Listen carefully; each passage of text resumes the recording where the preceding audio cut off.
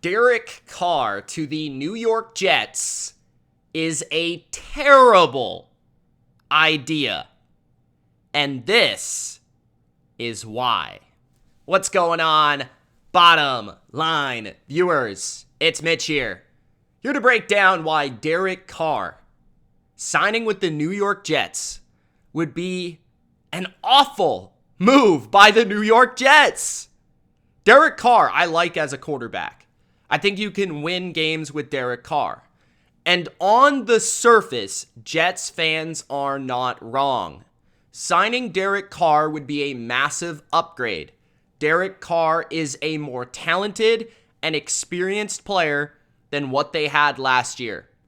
And I get that. But there are a couple main flaws with the logic in signing Derek Carr. And that comes in the nuance, understanding where the Jets play, how they play, and who they play. These things are all important when you're building a team and specifically trying to find a quarterback. Some quarterbacks are built to play in a dome. Some quarterbacks are built to play in the warm weather. Others can withstand the cold and the rain and the snow and the wind. And some cannot.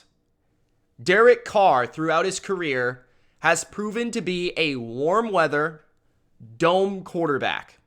That is why I believe Derek Carr would go to New Orleans and be successful, would go to Atlanta and be successful. He could go to the NFC South in general, Tampa Bay, where it's warm, Carolina, where it's mostly warm, and he would be successful.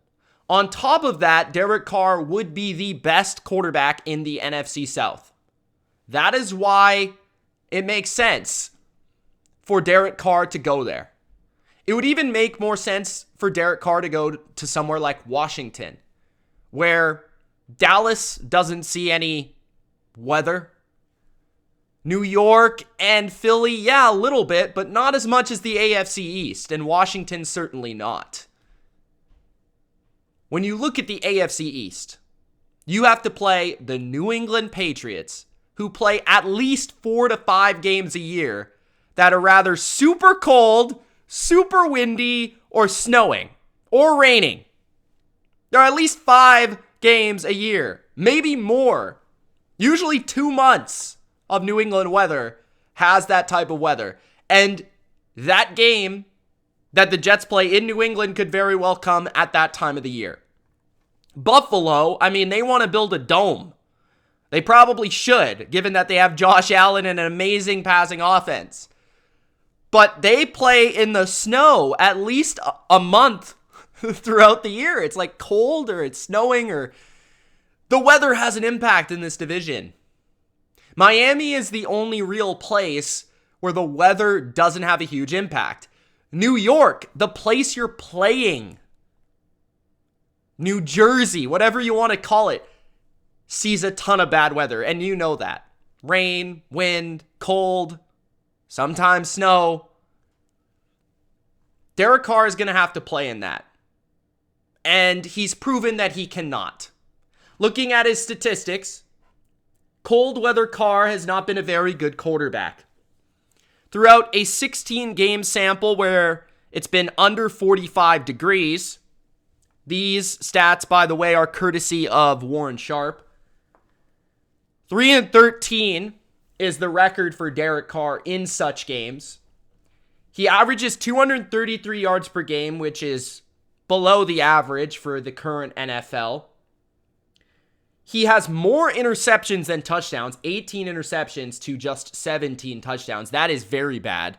That is not just below average, but putrid numbers. Those are Zach Wilson-like numbers. Yards per attempt is 6.4, which anything really under 7 is pretty bad. Completion percentage under 60%, which is not good, 59%.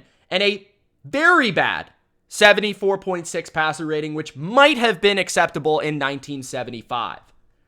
But cold weather Carr has not, as you can see statistically, shown up in the wins column or in the statistical column. Okay, so some Jets fans may say, well, Mitch, that's because Carr hasn't had good defenses. Well, you're not winning any games where your quarterback has 17 touchdowns and 18 picks and a 74 passer rating and a 59 completion percentage, okay? Now, let's see how that compares to the rest of the NFL, because you would think that cold weather would negatively impact most quarterbacks in the NFL, right? You're right, but let's take a look. Quarterback efficiency by temperature. So as you can see, Patrick Mahomes is pretty much good no matter what. So is Aaron Rodgers. On the other side of the spectrum, you have Derek Carr ranking at near the bottom of the league with some of the worst quarterbacks in the NFL. Derek Carr sees a huge difference in terms of his ability to play in warm or cold weather. This is EPA per attempt in temperatures of 45 plus degrees on the way up, and EPA per attempt in the temperatures below 45 degrees on the bottom. So that just indicates Derek Carr is a better quarterback in the warm weather than the cold weather, which is why he should probably go to somewhere warm, but he sees a substantial drop-off in those cold weather environments. So that is a huge reason why Derek Carr should not be the target for the New York Jets. Because you're going to have to play games in New England. You're going to have to play a game in Buffalo. You're going to have to play 8 games in New York and New Jersey, wherever you would like to deem it. And also, those games could have rain, they could have wind, they could have snow, they could have something that affects that game that is not going to be helpful to Derek Carr's game. And you're not going to maximize what Derek Carr is in that environment, which is why I prefer a fit somewhere else. He's 0-8 in games where the weather has hit 37 degrees or colder, and none of those games featured the Raiders scoring more than 20 points. That's concerning. I don't care how good your defense is, that's not good enough.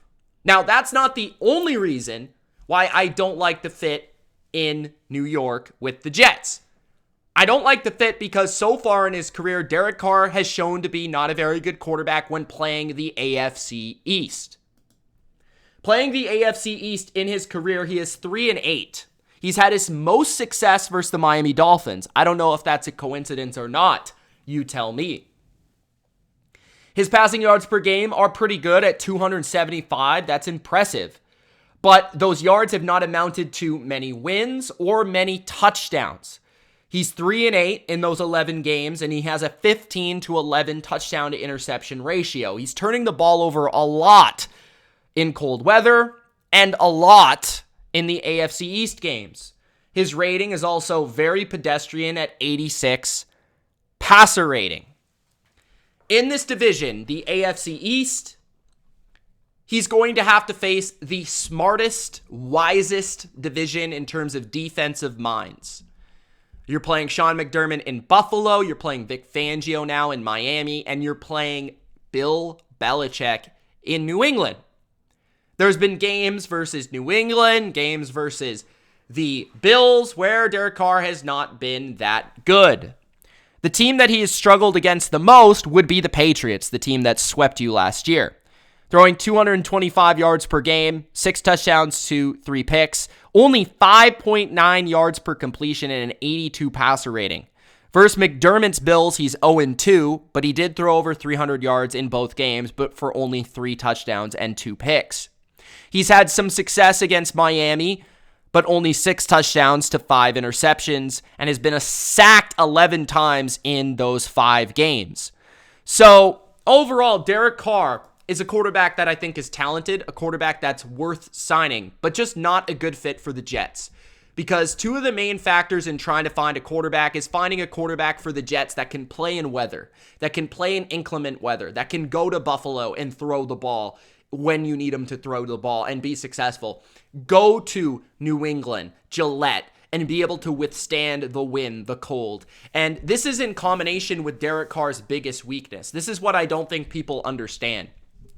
The reason why I feel like Derek Carr is not very good in cold weather is because he tenses up And I feel like he doesn't like to feel pressure. He's not a very good quarterback under pressure.